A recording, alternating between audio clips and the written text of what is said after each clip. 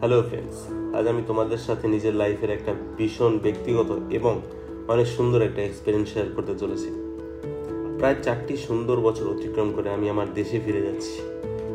আমি এখনও ভাবতে পারছি না এত তাড়াতাড়ি কীভাবে 4টি বছর পেরিয়ে গেল। 2019 সালে আমি জাপানে আসি এক সুটকেস স্বপ্ন আর এক্সাইটমেন্ট নিয়ে। হ্যাঁ, প্রথম 3টি মাস যায় নিজেকে তাদের কালচারের সাথে মানিয়ে নিতে, তাদের পায়ে পায়ে মিলিয়ে চলতে। টাইম ম্যানেজমেন্ট, ভাষা, তাদের কথা বলার ধরন ইত্যাদি। ও হ্যাঁ, চপস্টিকের খাওয়াটাও ঘটে।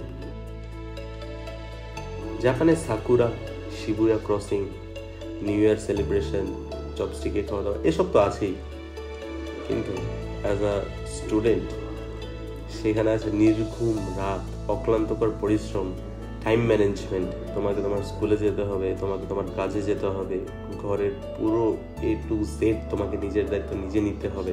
তো বিভিন্ন ধরনের চ্যালেঞ্জ থাকে, বাট প্রতিটা চ্যালেঞ্জই সবাইকে কিছু না কিছু শিখিয়েই যায়।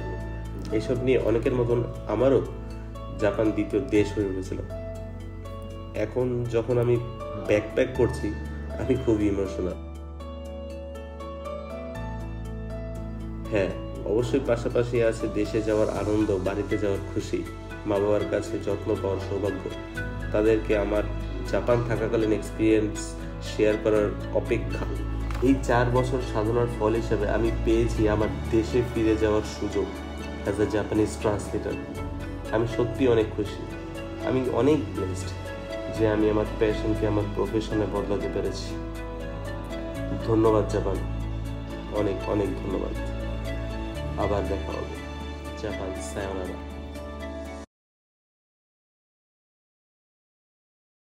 White collar job. আজকে সেকেন্ড ডে অফ ইন্টারভিউ। আজকে জাপানিজ লেভেল চেক করবো। সালে এত টাকা দিয়ে জাপানিজ পড়ছে, জাপানিজ পারুন না এমন কথা হলো। ফাড়াই ভালো মায় 5 দিন বহুত চাপ ছিল, বহুত চাপ। জীবনে কোনোদিন ইন্টারভিউ বসিনি, 5 দিন তো হইবই। তো যাই হোক, তৈরি করতে দে। আজকে মোটামুটি রেডি, শার্ট ফার্ট করে। শার্টটা তো শার্টের অবস্থা ছিল না, কি যাই হোক, ফর দ্য বেস্ট। দেখা যাক কি হয়। ভাই পিট ব্যথা হয়ে গেছে, মাগো হয়ে গেছে। এখন কয়টা বাজে? 5:36 বাজে। 8 ঘন্টা ধরে 36 মিনিট টর্চারটা করছে। আমি আর পারতাছি না। আমার রাত্রেবেলা 10টা থেকে কাজ আছে, না ঘুমালেই না। রাত্রেবেলা আমার পুচকির জন্মদিন, ফোনে না অ্যাটেন্ড করলি না। আমি এখন ঘুমাই, সময় আছে এখন ঘুমানোর 4 ঘন্টা। ঘুমাই ভাই, যা আছে কপালে দেখা যাবে সকালে। ঘুমাও। Several days later.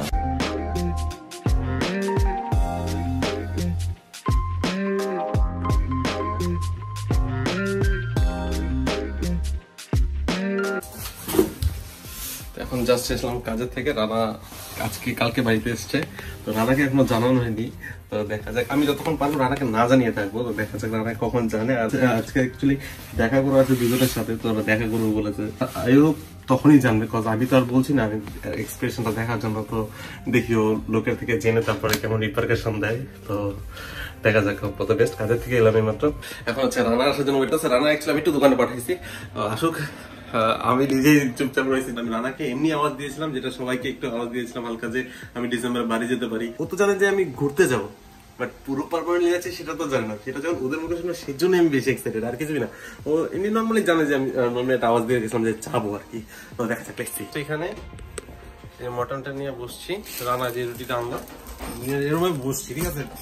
জিভে জল জল আসে পড়তেছে, হাল্লায় মাঝখান দেয় কয় রুটিটা শেখারে। এরকম ভাবে বসে এখন গিয়ে এখন রুটি শিখতে হবে। ওই যে গিয়ে রুটি শিখতে আসছে, এই যে টাকা একটু টাকা রুটি শেখবো। কেমন লাগে, মানে মাইক দিতে ইচ্ছে করতো, যেমন খাওয়ানো মুখ থেকে উঠেছে না। এরা না এরা না, তুই কি কিছু জানোস? জানি না, কিন্তু রাজীব দা একটা কথা বললো। কি করলো? খবর আছে কি, কয়েকটা দুঃখের খবর, ভালো খবর। ঠিক আছে, কথা লেবার আমাদের কি কইছে? আমার সাথে দেখা হয়েছে আমাকে কিনা। সুজিত দা একটু কইলো, শুনলাম একটুখানি। কি বললো সুজিত দা? বললো খারাপ লাগলো শুনে। মানে শুনে খারাপ লাগলো? Plan fail.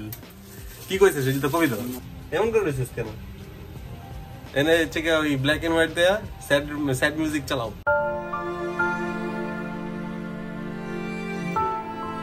কি কইছে সুজিত দা সেটা কবিতা কস না কেন? তোমার বন্ধু দেশে চলে যাচ্ছে। দেশে চলে যাচ্ছে? দেশে যাবো তো সেটা তো আমি তোর আগেই বলছি যে ডিসেম্বর বাই দেশে, আমি বলি নাই? তাহলে এটা শুনে খারাপ লাগার কি আছে? তাহলে আমি বলছি কথাই কয় না ভিডিও চালাইলে লজ্জা পায়। এই এতদিন ছিল না তো ক্যামেরার সামনে, লজ্জা পাইতো। পুরোপুরি যাবি নাকি? পুরোপুরি যাও। করতে করতে কি সব খবর নিয়ে কয় আমি নাকি পুরোপুরি যাইতেছি।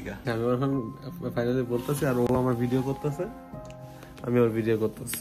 কথা হচ্ছে দেশে যাচ্ছি ঠিকই কথাটা, কিন্তু দেশে পুরোপুরি যেতেছি। দেশে চাকরি পাইছি, জাপানিজ ট্রান্সলেটর, মার্চেন্ডাইজারের চাকরি। এবার বুঝছিস কেন কইছে ভালো নিউজ আর খারাপ নিউজ একসাথে? হাত শক্ত করে দোস্ত, ইমোশন হয়ে যাচ্ছে। দেখ কবে যাবি? 7 তারিখ বুধবার, আর কয়দিন আছি, তারপরে জাপান চাই ওনারা। বুঝছিস কি হলো? নিচে তাকানো ঘুরে যাও না তো? তুই আমার কইছিলি মনে আছে যে ভাই আমার একটা চাকরি হয়ে যাবে, বুক খোলা কই গর্ব করতে হবে নিয়ে? আমি তখন কি কইছিলাম যে তুই ভাই গর্ব করতে পারবি। এবার তুই কত গর্ব করার মতন কিনা? অবশ্যই।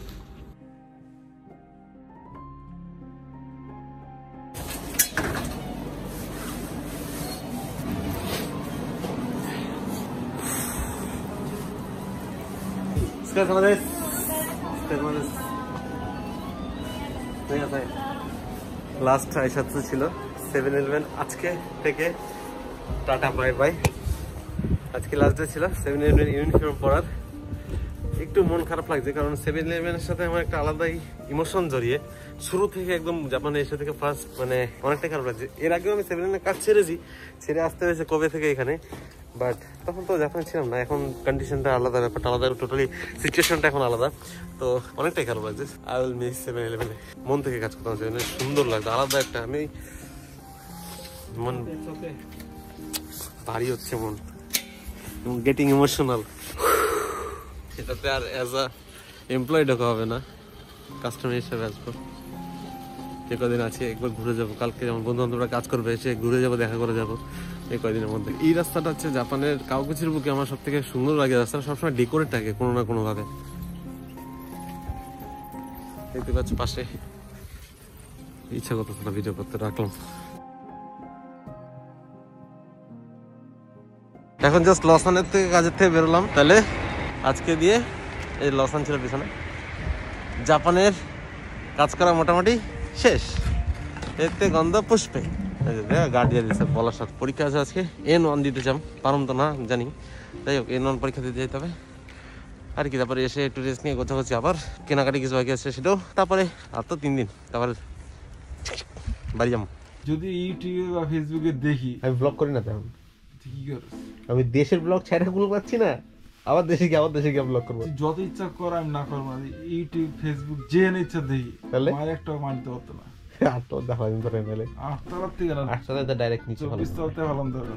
আমি তো কইলাম আমার যদি পাই কোথাও, ছাদে মাল নাই বললাম, তার জন্য না। আমার লজ্জা লাগে আর লোক, এটা আর কিছুই না, জাস্ট ফর মেমোরিজ। মেমোরির জন্য ঠিক আছে, আমি না করবো না, যাতে পাবলিশ না হয়। এটা না অবশ্যই না, ছাদে মাল নেই। আমার টাকাটা দিই। বন্ধ করো, টাটা বাই বাই। তো ফাইনালি এখন বেরোবো, কিন্তু বাইরে শীত, বহুত ঠান্ডা। তো আমার এই বস্তাটা পরি, চলো বেরাই।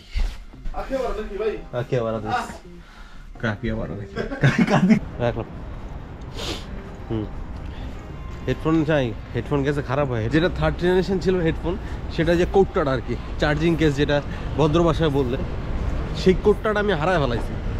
তা হারায় ফেলাতে due to lack of money, শালা ইংলিশ, যাই হোক টাকা পয়সা নাই, সেই জন্য কোটটা আর কিনতে পারে নাই, মানে চার্জিং কেস। 1st জেনারেশন যে এয়ারপোর্টটা ছিল, বাট ওটার মধ্যে একটা সমস্যা। কি সমস্যা? ওটা তো ঠিকঠাক মতো শোনা যায় না, কল করলে ফোন গান মানে হেভি শোনা যায়। ঠিক আছে, আমি হাঁটি হাঁটি পা করতে করতে যাচ্ছি। এখন একটা আলাদা ফিল হচ্ছে। কেমন ফিল হচ্ছে? Unknown number. হ্যালো, এই তো বাড়ি থেকে বেরিয়েছি রে, এটা হাগু মতো করছিল। ওকে হ্যাঁ, ওয়েট করছে স্টেশনে, তারাই ফোন করলো। আর আমি সব লেট, ওরা পৌঁছে গেছে, স্কুল থেকে এসছে। শুভদা সবাই এখনই ফোন করতেছে। তো যাই হোক এখন যাই, বেশি গিয়ে লাভ নেই, ব্লগ অনেক বড় হয়ে যাবে। কারণ আকিয়াবাড়াতে যাবো, আকিয়াবাড়াতে দেখানোর তো অনেক কিছু আছে, যদি ফ্রাস্ট্রেটেড না হয়ে যায় সবই দেখাতে পারবো। এখন আকিয়াবাড়াতে কী কিনতে যাচ্ছি বাবার জন্য একটা আইওয়াচ কিনতে, আর আমার জন্য একটা ফোন কিনতে। এই দুটো কিনে মোটামুটি আজকে যদি কিছু চকলেট পারি বাজার করে নেবো, কিছু চকলেটও কিনে নেবো। তো দেখা যাক, হোপ ফর দ্য বেস্ট। এখন যাই দৌড়ে, সবাই ওয়েট করছে, রানাও ফোন করলো, ওদিক থেকে ওরা ফোন করছে, তাড়াতাড়ি করে যাই একটু।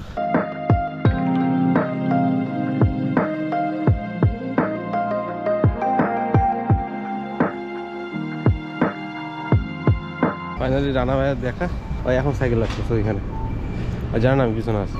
ভয় দেখাম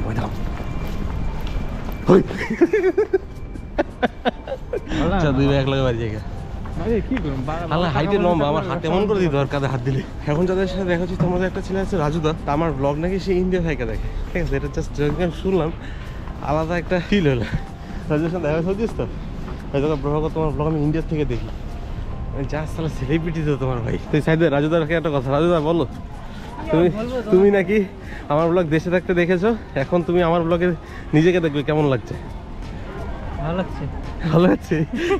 কিরকম স্যাড রিয়াকশন, কই ভাবতে পারছি না, এটা আর বেশি হয়ে গেল না? ঘুম পাচ্ছে, ঘুমাও। চলো, কোথায় যাবা? কি আছে বলো, কি? আরে চলো না, বলো না, আরে বলতে সমস্যা কি? চলো না, তারপর দেখো। আরে আমার বিদেশে ভাই, টাকাটা ভাই ইনশাআল্লাহ মাস্ক পরে নেই, পুরো সবাই জাপানে 99.9% লোক মাস্ক পরে। আমি তো একবার পরি না, আমি তো বকা খেয়ে ও তুইও পরস নাই? আমি তো বকা খেয়ে পাগল হয়ে যাই, তাও পরি না। পা তো লম্বা, কোথায় বল? What a joke. কি রে ভুলভাল কথা বলছ কেন? নেশা করছো সকাল সকাল? অগোচি স্টেশনে এদিকটা আসা হয় না, ওদিক থেকে যাওয়া তো, ওদিক থেকে বাড়ি চলে যায়। এদিকটা এসে মাঝে মধ্যে মনে হয় যে এটা কাগজ স্টেশনে বলে বুঝতে পারি না, কারণ এই দিকটা দেখা নাই তো, বুঝছো? তুই দিক দিয়ে আসিস না রোজ? না, এই দিক থেকে আসে না, ওই দিক থেকে আসে। এই দিকটা নতুন নতুন লাগে, বেশ সুন্দর লাগে, যে একটা ওই পাশে থেকে এই পাশটা বেশি ডেকোরেট। তো এখন যাচ্ছি কোথায় রাজুদা? রেস্টুরেন্টে। এটা নেপালি রেস্টুরেন্ট। নেপালি রেস্টুরেন্টে যাচ্ছে, যদি আমার খিদা নাই, এটা খুব একটা রিয়ার থিংস যেটা নেপালি রেস্টুরেন্টে যাচ্ছি, বাট আমি বলছি আমার খিদা নেই। সকালে যে দেখলে তো আমি ইমেলটা মিলা খাইলাম, ওর খিদা পাইছে প্রচন্ড। তো যাই খাওয়া দাওয়া করি এখন, তারপর দেখছি কি করবো।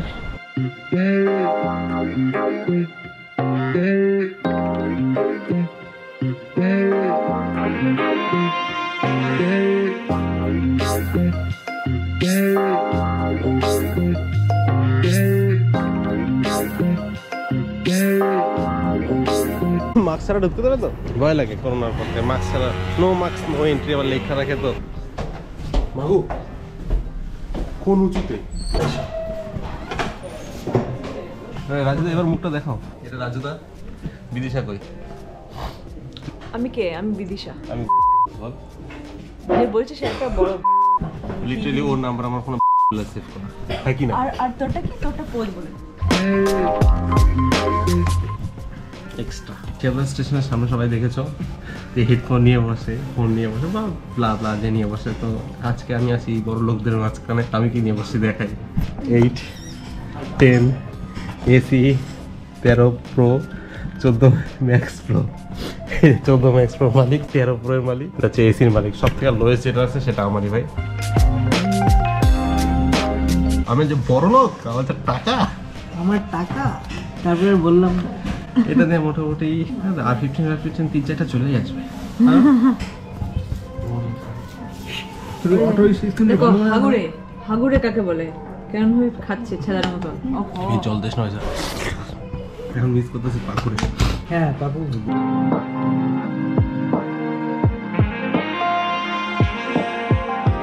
গু পরিষ্কার করছে কি ওটা দিয়ে দেখলে কবে? হ্যাঁ হেগে পরিষ্কার করেছিস নাকি এটা দিয়ে? তোর হয়ে বসে গেছে। তুই আমার আগে কেন পরিষ্কার করেছিস? কারণ কি তুই বন্ধু, তার জন্য করলাম।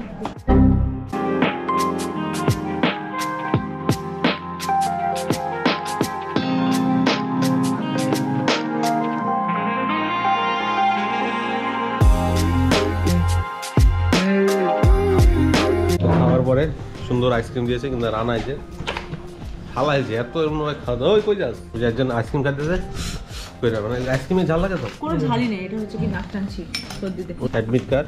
ওরে বাবা, এটা কে? এটা কে? টুপি পরে আছে বলে সবাই ধোকা খাবেন না, ভিতরে মাল এরকম। রাজুদার খাওয়া দাওয়া শেষ। রাজুদা এখন বলছে সত্যি ব্রহ্ম তোমাকে অনেক মিস করবো। এরকম মিস করতে মানে এরকম মেমোরেবল করার জন্য আমরা কি করি যে ছবি টবি দিলে সেলফি তুলবি। রাজুদা লিটারালি ভিডিও করতেছে আমার, মানে এই প্রথম কেউ আমার ভিডিও করতেছে এরকম ভাবে যে আমার ব্লগ ছাড়া আমার ভিডিও হচ্ছে। Thank you so much. আর ওই ব্লগটা তোমার মাকে দেখিও না, তোমার মাকে তুমি দেখিয়েছিলে না এই ছেলেটা জাপানে থাকে, তুমিও আছো এই ব্লগে। আমার বইটা বোঝা যাচ্ছে না তো, বইটা নিয়ে একটু চাপে দেখি না, বইটা টেনে রেখেছি তো না না টেনে রেখেছি। তো খাওয়া দাওয়া আমাদের কমপ্লিট, বাচ্চা ছেলে থেকে নিয়ে বেরিয়েছি এখন, ঠিক আছে। এখন যাবো ঠিক আছে যে যার গন্তব্যস্থলে, ওরা যাবে বাড়িতে, আমি আর রানা যাবে টাকিয়া বাড়াতে। ঠান্ডা লাগছে, খাওয়ার পর যেটা ঠান্ডা লাগে, সবথেকে বড় কথা যেটা ঘুম পাই যাচ্ছে। 2 লাখ টাকার শপিং করে নিয়ে যাচ্ছে, আর বাজেট কম। হ্যাঁ 2 লাখ টাকা সব শপিং ওখানে মোচি নে। টাকা না ওটা ইয়েন 20 মা, ঠিক আছে 20 মা। ওরে প্রথম দিন আমি যা বকা দিয়েছি একটা, ও প্রথমে এসে বলে কি, আমি বললাম কি জানি কি নিয়ে বলার কথা হয়েছিল, মানে হ্যাঁ স্যালারি। আমি স্যালারি কত পেয়েছিস, বলে 1,40,000 ইয়েন। জাপানের মুখে দেখিস তো এরকম ভাবে কেউ বলে কিনা, 1,40,000 ইয়েন। জাপানে অ্যাকচুয়ালি যেটা সবাই জানো মোটামুটি যে 10,000কে 1 মান বলে, ঠিক আছে। তো সেইখানে মোটামুটি ওই 10,000 হয়ে গেলে কেউ আর 10,000 ইয়েন বলে না, বা ধরো কারো 15,000 হলো, সে 15,000 ইয়েন বলে না, তাহলে 1 মান 5,000 ইয়েন। হ্যাঁ ওরে তো 5,000 বলা যাবে। আহা এক মান 5 সেন্ট বলা যাবে না, কি বল 5 সেন্ট বল। আমি সেই জন্য টাকা আছে কি কইতে চাই, মানে গোসেন তুই তাই বল, ইচিমান গোসেন বল, মানে 1,40,000 ইয়েন, 1,20,000 ইয়েন। কি ভুল আর কি তারপর বললাম যে রুমের ভাড়া কত, 20,000 ইয়েন। আর 1.5 2.5 বলি, ঠিক আছে 1.5 2.5। আচ্ছা 1.5 2.5 বলে, আমি এটা বলা বন্ধ করব না না এটা বলার তালা থাকে না, ভালো জিনিস। তো সেদিনকে একবার একটা ধমক দেওয়ার পরে ও একটু শুধরেছে না, মানে মাঝে মধ্যে বলে ফেলে, তখন আবার তাকালে তখন আবার নিজে নিজেই ঠিক করে শুধরা এটা, ঠিক আছে। যেই বলে ফেলো 1,20,000 ইয়েন বলে ফেললো, তারপর যখন আবার তাকাই তাই না 12 মান তখন গিয়ে বলে আবার। তো ঠান্ডা লাগছে এখন গুটে ফুটে, তারপরে দেখছি ব্যাপারটা কি করা যায়।